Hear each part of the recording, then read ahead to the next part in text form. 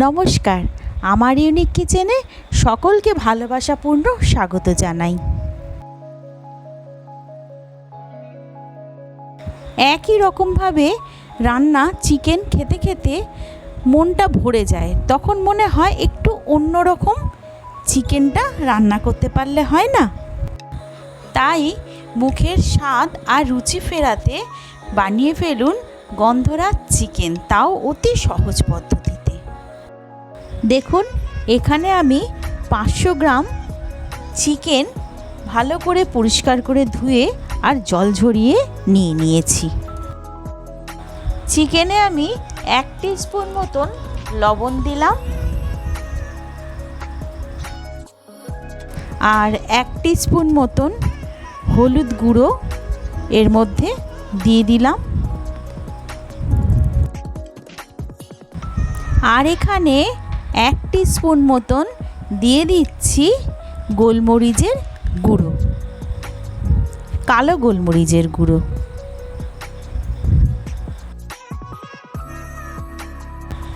আর আমি দিয়ে দিচ্ছি এখানে গন্ধরাজ লেবুর রস, আধা গন্ধরাজ লেবুর রস।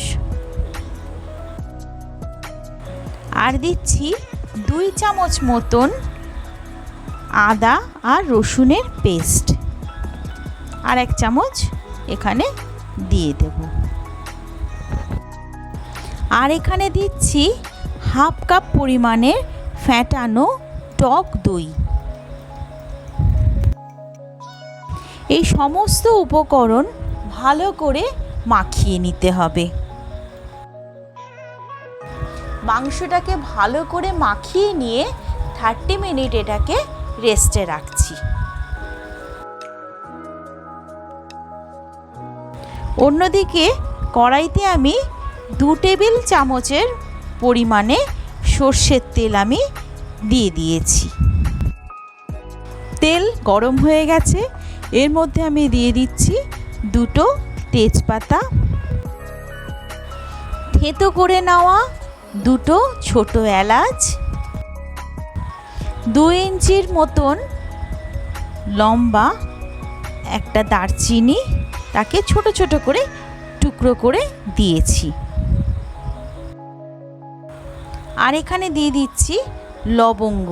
লবঙ্গ কিন্তু গোটা দিলে ফাটে, সেই জন্য ওটাকেও একটু থেঁতো করে দেব। দেখুন, গরম মশলা আমার সব ভাজা ভাজা হয়ে এসছে। এর মধ্যে আমি দিয়ে দিচ্ছি 2টো স্লাইস করে রাখা আমার পেঁয়াজ। সমস্ত পেঁয়াজ আমি দিয়ে দিয়েছি। আর এই পেঁয়াজগুলোকে গোল্ডেন অ্যান্ড ব্রাউন হওয়া অবধি এটাকে ভালো করে ভেজে নেব।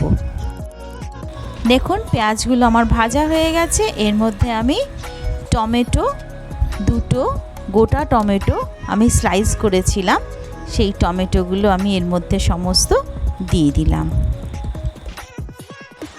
আমি এখানে হাফ চামচ পরিমাণে লবণ দিচ্ছি, আপনারা আপনাদের স্বাদ অনুযায়ী লবণ দেবেন।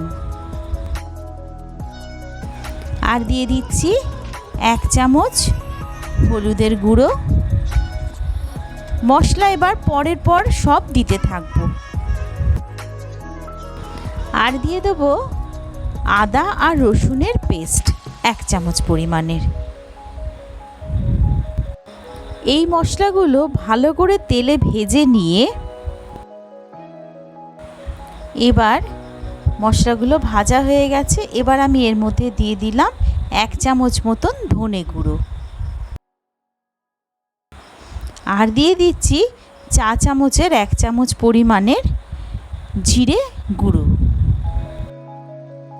দেখুন, এখানে সমস্ত মশলা ভালো করে ভাজা ভাজা হয়ে গেছে, এর মধ্যে তেলও বেরিয়ে গেছে। এবার আমি আমার যে ম্যারিনেট করে রাখা মাংসটা ছিল সেটা ওর মধ্যে দিয়ে দিলাম।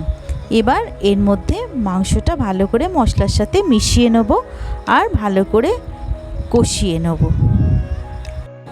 এখানে আমি মাংসটাকে যতক্ষণ কষাতে থাকবো, আমার কিন্তু আঁচটা থাকবে একদম লোতে, হাই ফ্লেমে আমি কখনোই দেব না। হাই ফ্লেমে দিলে কি হয়, মাংসটা অনেক সময় দেখতে পাওয়া যায় ছিবড়ে মতন হয়ে গেছে।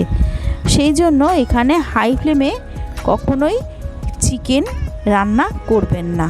সব সময় লো টু মিডিয়াম আঁচেই রান্না করবেন, মানে লো থেকে মিডিয়াম আঁচের মধ্যেই রান্নাটা করবেন।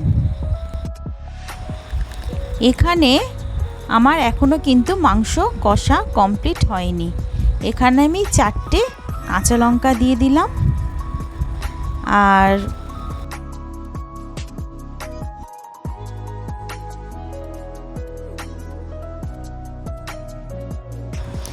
চা চামচের 1 চামচ পরিমাণে লাল গুঁড়ো লঙ্কা দিয়ে দিচ্ছি।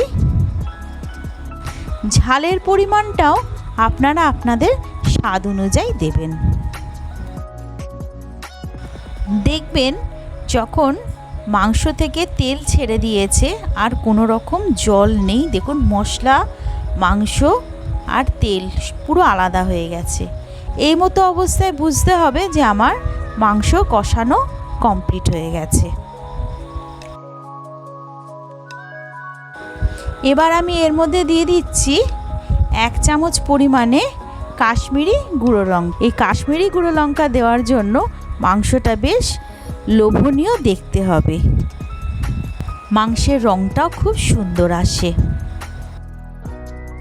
এখানে মাংসটা আমার প্রায় হয়ে এসেছে।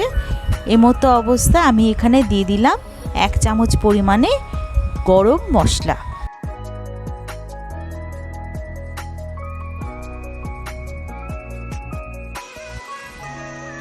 আর দিয়ে দিচ্ছি এখানে 1 কাপ পরিমাণে গরম জল।